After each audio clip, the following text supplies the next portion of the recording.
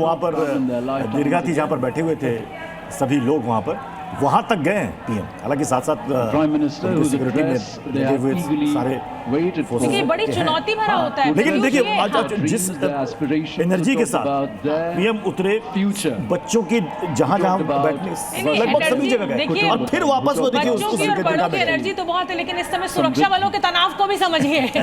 प्रधानमंत्री को सुरक्षित रखना ये इतने बड़ा एक जिसे कहते हैं ना कि पूरी बधाई दी जाती है। आप सब लोग फोर्सेस से आते हैं, जब पूरा अरेंजमेंट क्लोज हो जाता है तो अरेंजमेंट क्लोज होने के बाद एक दूसरे को बधाई दी जाती है कि शांतिपूर्ण तरीके से इतने बड़े आयोजन को सफलतापूर्वक पूरा किया गया। तो प्रधानमंत्री जी दीपक हो सिर्फ एक ही चीज कहना चाहता था, 1 महीने 2 दिन के अंदर प्राइम मिनिस्टर 76 साल के हो जाएंगे 17 सितंबर को। और देखा किस तरह विदाउट सपोर्ट सीढ़ियां चढ़ते हैं, सीढ़ियों से उतरते हैं। किसी ने पूछा आपकी ऊर्जा का स्रोत, बोले मेरी माँ भारत।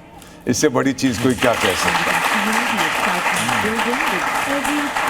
देखो तो प्रधानमंत्री नरेंद्र मोदी, ये सीधी तस्वीरें हम इस समय लाल किले से दिखा रहे हैं। जनता का अभिवादन करते हुए प्रधानमंत्री यहाँ पर दिखाई दे रहे हैं। 80वां स्वतंत्रता दिवस इस समय देश मना रहा है। इस हर्षोल्लास के लिए अगर हमें नमन करना चाहिए तो आज अपने स्वतंत्रता सेनानियों को भी नमन करना चाहिए, उनके बलिदान को नमन करना चाहिए। और वही करते हुए आज देश के प्रधानमंत्री नरेंद्र मोदी, जो भाषण हुआ बेहद आक्रामक रहा, देश के साथ सीधा सीधा संवाद आज प्रधानमंत्री नरेंद्र मोदी ने लाल किले की प्राचीर से बनाया। मैं आपके पास राजीव जी आना चाहूंगी। आज के भाषण को प्रधानमंत्री ने जिस आक्रामकता के साथ संदेश देश को दिया है, क्या कहेंगे आप? प्रधानमंत्री में भी जो 12 साल पहले था और आज है, वो और जोश है और ऊर्जा है और एनर्जी है। क्यों है? क्योंकि देश 2047 के विकसित भारत के मकसद की तरफ बढ़ रहा है।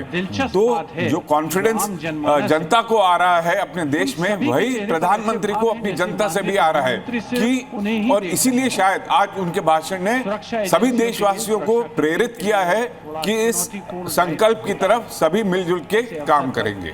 जी, मनीष मल्होत्रा भी हमारे साथ जुड़ चुके हैं, एक नए मेहमान, फाइनेंस एक्सपर्ट है। मनीष जी, इस भाषण में जिस सामर्थ्य की, ऊर्जा शक्ति की बात पीएम ने की है, वो फाइनेंशियल सेक्टर में कितना दिखेगा?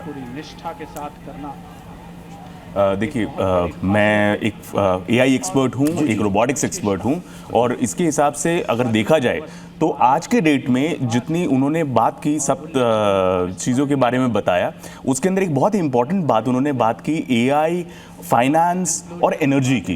तो आने वाले टाइम में एआई एक बहुत ही बड़ा सुपर पावर की तरह आने वाला है। जैसे हमने 90s और 2000s के अंदर एक बहुत ही ट्रिमेंडस ग्रोथ किया इन आईटी सेक्टर, आज हमारे पास एक और नई अपॉर्चुनिटी है in the field of AI. और उसके साथ में मैं आपको रोकूंगी।